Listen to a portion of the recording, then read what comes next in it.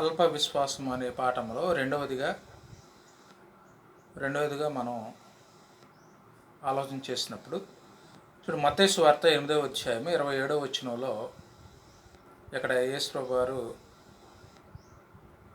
వారి గురించి శిష్యులు మాట్లాడుకుంటూ ఉంటారు. ఆ మనుషులు ఆశ్చర్యపడి, ఈయన ఎట్టివాడో, ఈయనకు గాలియు సముద్రము లోబడుచున్నవని చెప్పుకునిరి. అంటే యేసుప్రభు వారు ఎప్పుడైతే గాలిని సముద్రమును గద్దించినప్పుడు అవి ఏ విధంగా అయితే నిమ్మలమైనప్పుడు వారందరూ ఆశ్చర్యపడ్డారు.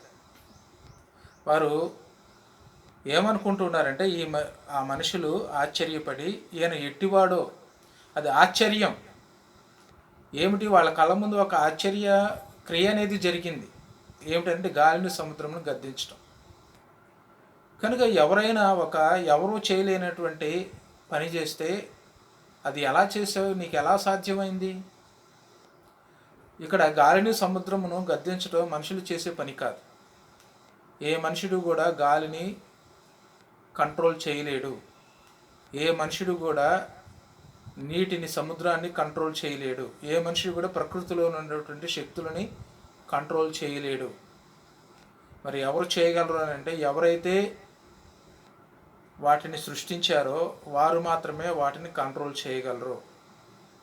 కనుక మనం పాత నిబంధన కాలంలో యెహోషువ ప్రార్థన చేసినప్పుడు దేవుడు సూర్యుని చంద్రుడిని ఆపాడు. అది యెహోషువ గొప్పతనమా అంటే కాదు. యెహోషువ మనలాగే మనిషి, కానీ ఆయన విశ్వాసంతో ప్రార్థన చేశాడు. అంటే దేవుడు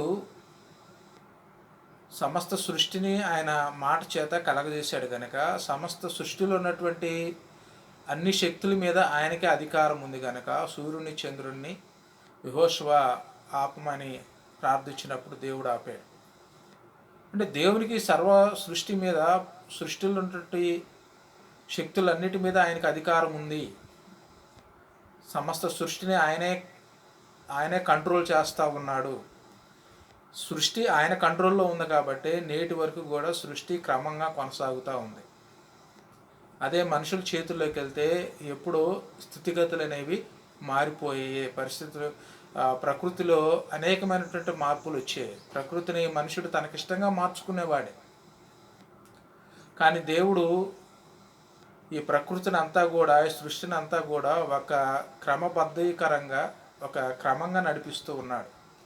కనుక ప్రకృతిలో ఉన్నటువంటి శక్తులన్నీ కూడా ఆయన వశంలో ఉన్నవి కనుక ఆయన మాత్రమే వాటి మీద అధికారం కలిగిన వాడుగా ఉన్నాడు. ఇక్కడ యేసుప్రభు వారు గాలిని సముద్రమును గద్దించినప్పుడు వారు ఆశ్చర్యపడ్డారు. ఈయన ఎట్టివాడో, అంటే ఈయన ఎంత గొప్పవాడో, గాలియు సముద్రము ఈయనకి లోబడుతున్నాయి. వాటిని గద్దించినప్పుడు అవి మిక్కిలి నిమ్మలమైనవి. గాలి ఎంత శక్తివంతమైంది, సముద్రం ఎంత శక్తివంతమైంది, అవి దేవునికి లోబడతా ఉన్నాయి. కానీ మనుషులు ఈనాడు, మనుషులైనటువంటి మనము దేవునికి లోబడుతున్నామా, దేవుని మాటకు లోబడుతున్నామా అని అంటే లోబడట్లేదనే చెప్పుకోవాలి. కానీ కొన్నిసార్లు మనము దేవుని చిత్తానికి లోబడట్లేదు. కొన్నిసార్లు మనము దేవుని ఆజ్ఞను దాటిపోతూ ఉన్నాం.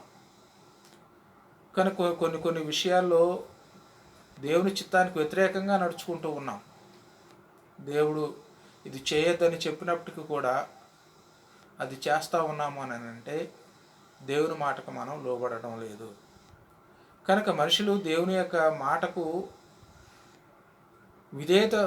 అవిధేయత చూపడం, విధేయత చూపకపోవడం అనేటువంటిది ఆది నుంచి కూడా జరుగుతూనే ఉంది. దేవుని మాటకు మనుషుడు లోబడకుండా ఉండడం అనేటువంటిది ఆది నుంచి వస్తూనే ఉంది. కనుక ఆదిలో ఆదాము అవ్వలు దేవుని యొక్క ఆజ్ఞకు వారు లోబడలేదు.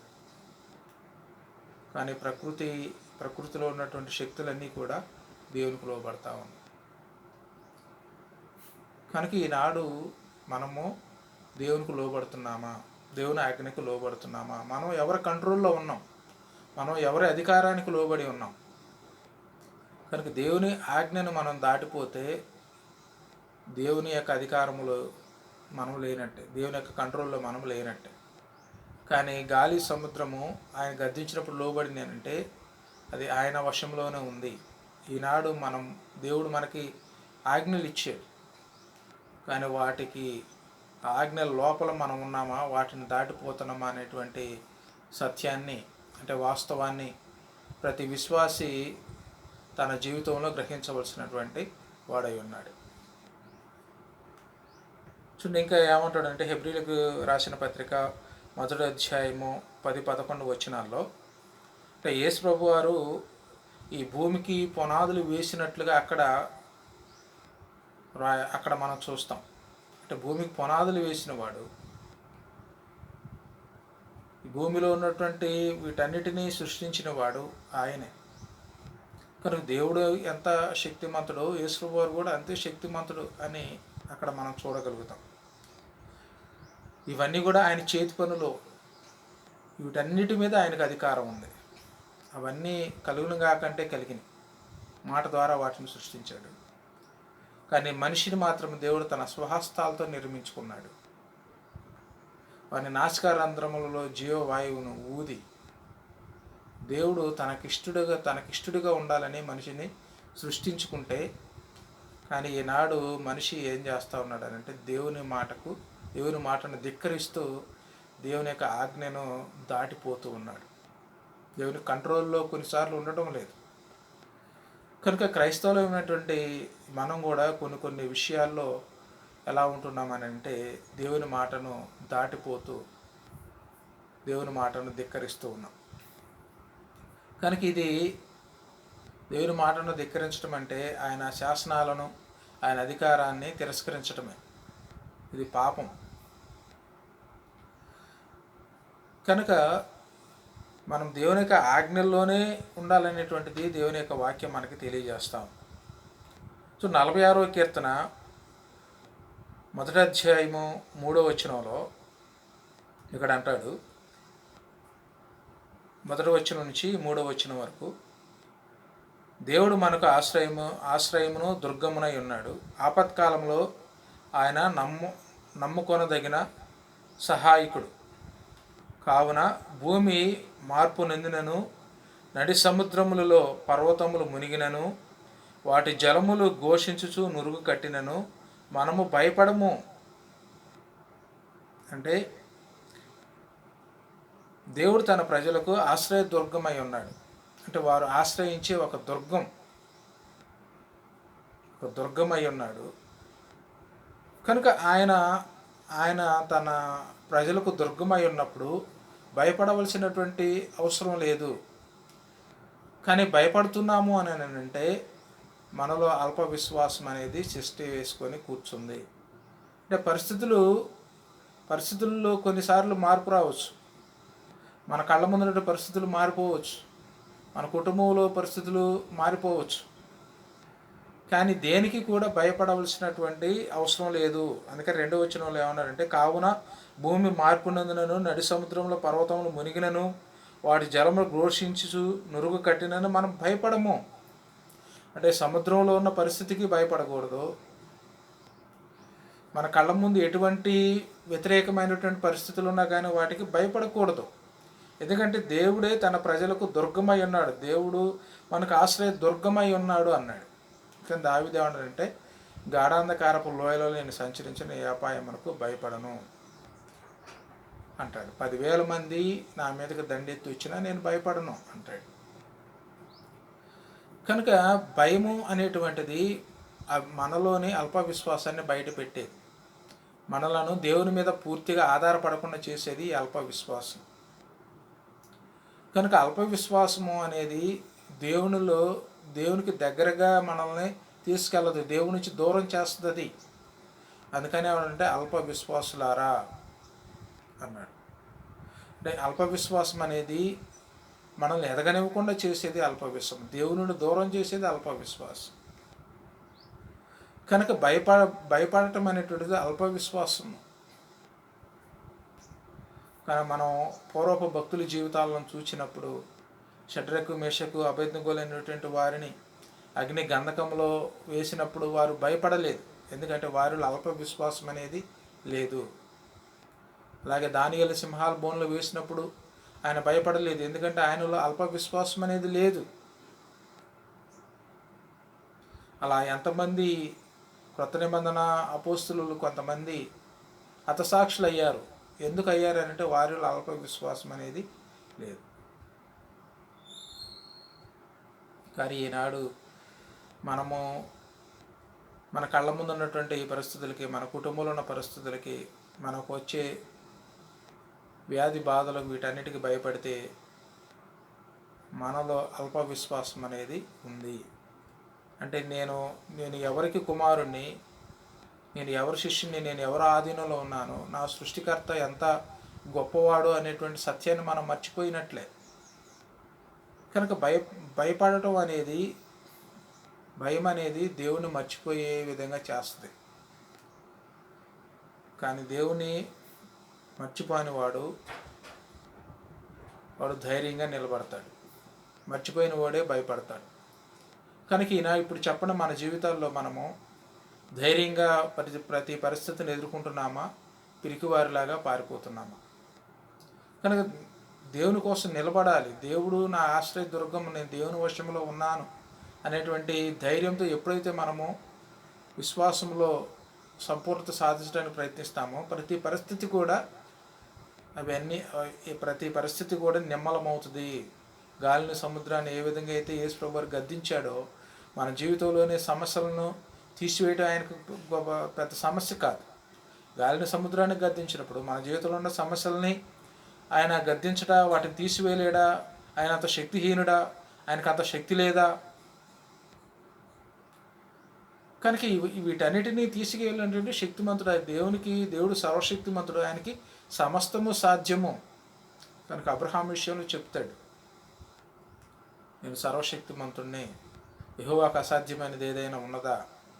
అంటే దేవునికి అసాధ్యమైన, దేవునికి చేతకందంటూ ఏది లేదు. ఆయన ఏదైనా చేయగలిగినటువంటి శక్తిమంతుడు. మన జీవితాల్లో వచ్చే చిన్న చిన్న సమస్యలను తీసివేయడం ఆయనకి పెద్ద పని కాదు, అది పెద్ద సమస్య కాదు. కనుక ఏమంటూ ఉన్నాడనంటే, ఎటువంటి పరిస్థితులకైనా భయపడవలసినటువంటి అవసరం లేదు. 4వ వచనంలో ఏమంటాడంటే, విస్తార జలముల ఘోషల కంటే, బలమైన సముద్ర తరంగముల ఘోష కంటేను ఆకాశము నందు యెహోవా బలిష్ఠుడు. అంటే సముద్రము కంటే, గాలి కంటే, వీటన్నిటికంటే ఆకాశం అందున్నటువంటి యెహోవా బలిష్ఠుడు, ఆయన బలవంతుడు. అటువంటి బలవంతుడైనటువంటి వానికి నువ్వు కుమార్తెగా ఉన్నావు. అటువంటి ఆయనకు నువ్వు, ఆయన యొక్క సన్నిధిలో నీవు ఉన్నావు. కనుక ఎందుకు భయపడాలి? దేనికి భయపడాలి? ఏ పరిస్థితి కూడా దేవుడి నుంచి మనల్ని వేరు చేయలేదు. రోమపత్రికలో అంటాడు, ఏది కూడా క్రీస్తు ప్రేమ నుండి మనల్ని ఎడబాపనేరదు. అది కరువైన, ఖడ్గమైన, వ్యాధైన, బాధ అయినా ఏది ఎడబాపలేదు. అవన్నీ కూడా ఇలా వచ్చి అలా వెళ్ళిపోతాయి. కానీ ఏ పరిస్థితిని కూడా విశ్వాసని కదిలించలేదు అనేటువంటి సత్యాన్ని ఒక విశ్వాసి ఎప్పుడైతే గ్రహిస్తాడో, అతడు విశ్వాసంలో సంపూర్ణత అనేది సాధించినట్టు. చూడండి, మనకు తెలిసినటువంటి, మనం ఎప్పుడు వినేటువంటి ఒక భక్తుడి కథ. యోబు జీవితంలో ఎన్ని పరిస్థితులనే ఆయనకు వ్యతిరేకంగా మారినా కానీ ఆయన దేవుని పట్ల ఆయనకున్న విశ్వాసం అనేది కోల్పోలేదు. కనుక సమస్తాన్ని కోల్పోయాడు. కానీ తాను ఎవరు సమక్షంలో ఉన్నాననేది ఎరగలేదు.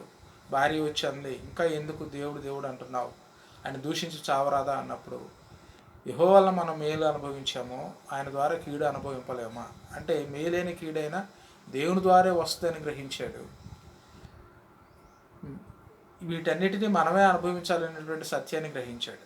అంటే మానవ జీవితంలో సుఖదుఖాలు అనేవి సహజం, వ్యాధి బాధలు అనేవి సహజం. ఇవన్నీ వస్తూ ఉంటాయి, పోతూ ఉంటాయి. మేలు జరిగినప్పుడు దేవుడని, కీడు జరిగినప్పుడు దేవుడు కాదని అనేటువంటి అల్ప విశ్వాసాన్ని మన జీవితాల్లో తొలగించుకోవాలి. కనుక యోబు గ్రహించాడు, గొప్ప సత్యాన్ని ఆయన మనకు తెలియజేశాడు. దేవుని వలన మేలు అనుభవించిన మనము ఆయన ద్వారా వచ్చి కీడు అనుభవింపలేమని తన భార్యతో అన్నాడు. కానీ ఇది ప్రతి విశ్వాసి కూడా గ్రహించవలసినటువంటి సత్యం. మన జీవితాల్లో వచ్చే సమస్యలకి, ఇబ్బందులకి, వీటన్నిటికి కొన్నిసార్లు మనం భయపడతాం. దేవుడు మమ్మల్ని విడిచిపెట్టాడేమో, మాకెందుకు ఈ సమస్య వచ్చిందని. కానీ దేవుడు విడిచిపెట్టలేదు. దేవుడు విడిచిపెట్టలేదు. మనల్ని బలపరచడానికి వాటిని అనుగ్రహించాడు.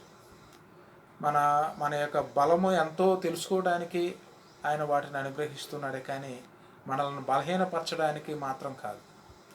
కనుక వాటికి మనం భయపడితే దేవుడు ఏమంటాడంటే అల్ప విశ్వాసులారా, అంటే దేని భయం అనేది అల్ప విశ్వాసాన్ని సూచిస్తుంది. నేను నశించిపోతానేమో అని సహాయాన్ని అర్థిస్తుంది. కానీ విశ్వాసం ఏం చేస్తుందంటే ఏదైనా ఎదుర్కొంటుంది, ఏ పరిస్థితికి భయపడదు. కనుక మన విశ్వాస జీవితంలో మనం అల్ప విశ్వాసం అనేది లేకుండా మన విశ్వాసంలో సంపూర్ణత సాధించి ఏ పరిస్థితినైనా ఎదుర్కొనే ఒక బలమైనటువంటి విశ్వాసిగా ఉండాలని మనవి చేస్తూ ఈ వాక్యాన్ని ముగిస్తున్నాను. ఈ వాక్యము మీకు మీ విశ్వాస జీవితానికి ఎలా ఉంది అనేటువంటి విషయాలని కామెంట్ ద్వారా తెలియజేయండి. ఈ ఈ మంచి అంశాన్ని నలుగురికి షేర్ చేసి దేవుని పనిలో పాలుభాగస్తులు అవ్వాలని మనవి చేస్తూ వాక్యాన్ని ముగిస్తున్నాను. మీ అందరికీ కూడా నా వందనాలు. మరొక కొత్త అంశంతో మరొక వీడియోలో మనం కలుసుకుంటాం.